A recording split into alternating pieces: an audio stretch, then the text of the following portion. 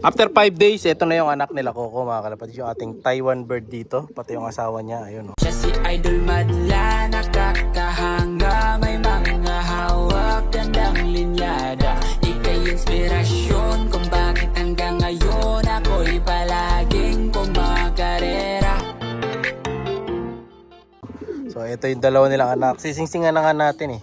Pang singsing na to, nasa ano na to, 6 days na yata to, hindi nagkakamali. Ito kanina ayaw bumaba na ito, mga kalapatids. Pero madali naman tawagin to, no? Si Madla to kasi di siya kilala, kaya ayaw niya sumunod. So ito yung dalawang ibon. Ay, wala pa silang ring. Ayan. Possible hen and possible, ito lalaki naman. Ayan. Ayan o. Medyo maliit yung isa kasi yun yung possible babae, pangalawa yan. Pero magpapantay din yan, mag-aabot din yan. Ngayon kuha natin ng ideal saka ring, singsingan ko na. Ayun o, diba? Kulit ni Coco. Try natin ilabas, tingnan natin kung mabilis papasokin.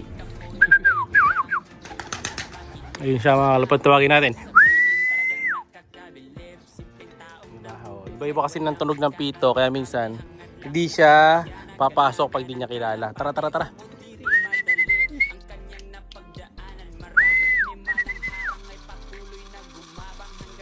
Ang bilis lang pumasok niya, no, diba? Easy pasok yan, mga kalapatids. Kuha natin ng singsing saka tubig. And then sa kabila may napisa din na bago. Napisa na rin yung kay Violet doon, mga kalapatids. Saka yung anak ni 17. So Speedbird. Pero ang may-ari nito si Madlato. Ayan. Kasi siya nag-aalaga nito eh. Nandito sa kabila, ayan, bagong pisa. So kanina may toss din tayo kay Blue, paghahanda para dun sa piplap niya, gataran. Sana makalusot siya dun kasi nga diba bumutas siya dun sa sinait, no? Malupit ang sinapit nito sa sinait. So ito yung dalawa dito sa kabila.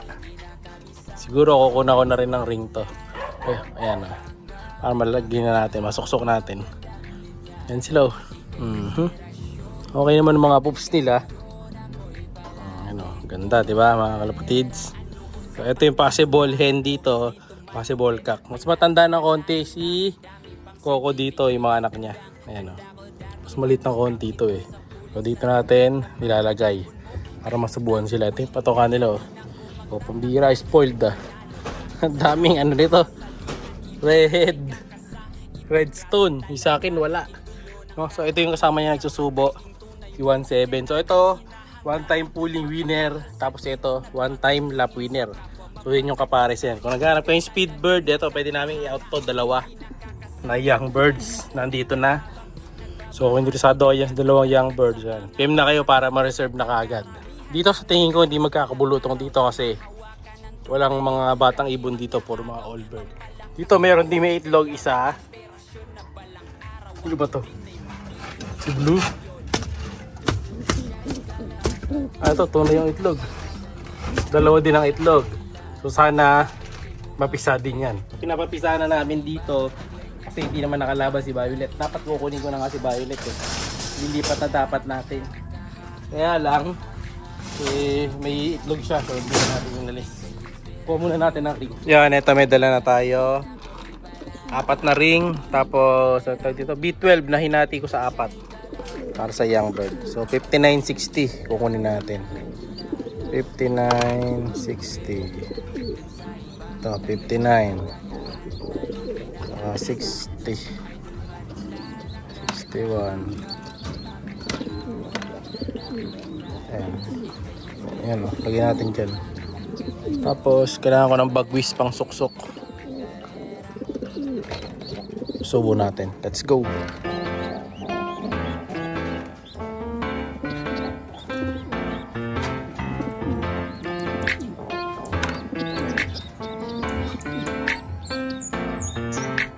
Siya'y kalapatistang napakagaling na kinakilala. Itong di mo makompare dun sa iba. Taglay ng kakayahan ay kinakabisa. Siya si Idol madla, nakakahanga, may mga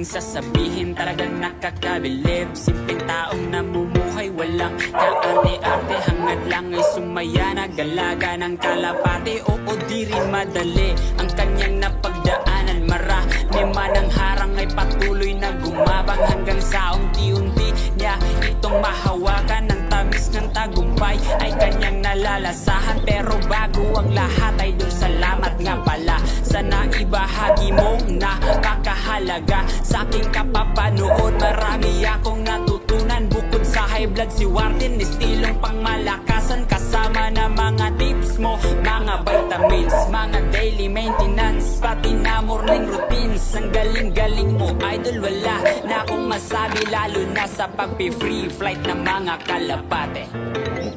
Siya'y kalapatistang napakagaling na kinakilala. Di mo makumbir dun sa iba, taglay niyang kakayahan ay kinakabisa. Siya si Idol Madla, nakakahanga, may mga hawak, tandang linyada. Ika'y inspirasyon kung bakit hanggang ngayon ako'y palaging kumakarera. Ano usapang ibon ba? O dito malupit, may naipanalo na, dami pang certificate.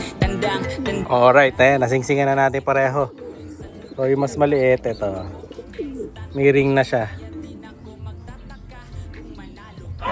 Yung mas malaki, may ring na din siya. Ayan, ayos. So 59 yung ano yung maliit. Tingnan natin kung mag-hen nga. Yung malaki 60. Oops. Hindi pa tayo sa kabila naman. Okay, dito naman tayo sa kabila, mga kalapatid. Ito lang gamit natin. Yan. Mas maliit pa ng konti ito so madaling lagyan ng ring to. Yung dalawa dun sa kabila medyo malaki na yun.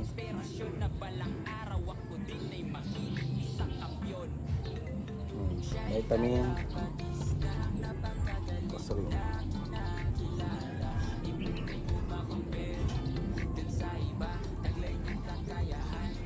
Ganun lang, may ring na siya.